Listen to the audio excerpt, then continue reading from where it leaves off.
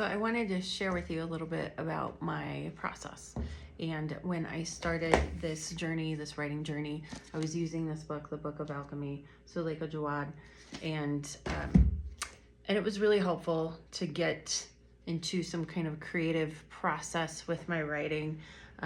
Also, just side note, those of you who know me well know my hair is usually curly. This only happens once every 6 weeks when I go to a stylist, so I'm enjoying it right now. But if you're like me at all, you might have been in some kind of professional career. I've been in one for about 20 years, and in that career, I went to a bunch of conferences over the years. And in those conferences, there's always some kind of a swag bag. And I swear in almost every one of those, there's some notebook, some kind of journal, some little book that has a logo, company logo on it. And I have so many of them. And they're just sitting on a bookcase in my office.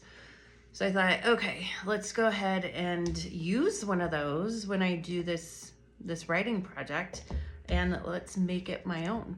So you've seen this. I put this in some pictures. This was the one I did for this project. I basically took this was, I think, from some weird postcard I had somewhere in a scrap pile, and I glued that over whatever logo this was. I don't even remember. And then I took some little star stickers I had, because I used to be a facilitator and a coach. I still am, but in my career I would give people stars for their achievements. So I put some of those stars here on my book. I also had some bedazzled lettering, and I thought, what am I doing here? I'm creating magic. Let's put that on there. So I went ahead and made this little journal, and it felt more like mine every time I opened it. And that's why I'd suggest, if you're gonna do something like this, take something and make it yours. It feels a little more intimate and a little more special. And this one worked out really well. Like, every page is full except for this very last page. So it lasted the full 100 days.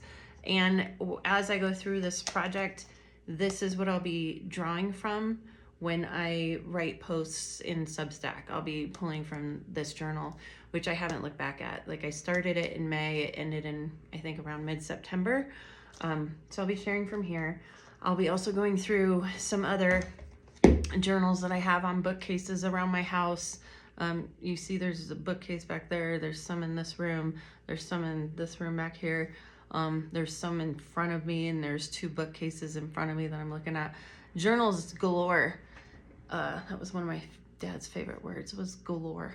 So I have journals galore. I haven't looked at many of them in a long time, and so I'll be pulling stuff out of there, maybe get some laughs about what I was stressing about when I was 8. I don't know. But I'm glad you guys are here, and I'll be sharing as I go, and I don't know how often yet, but this is really creating some discipline for me and opening me up to a new process. So thanks for joining, and I'll see you soon.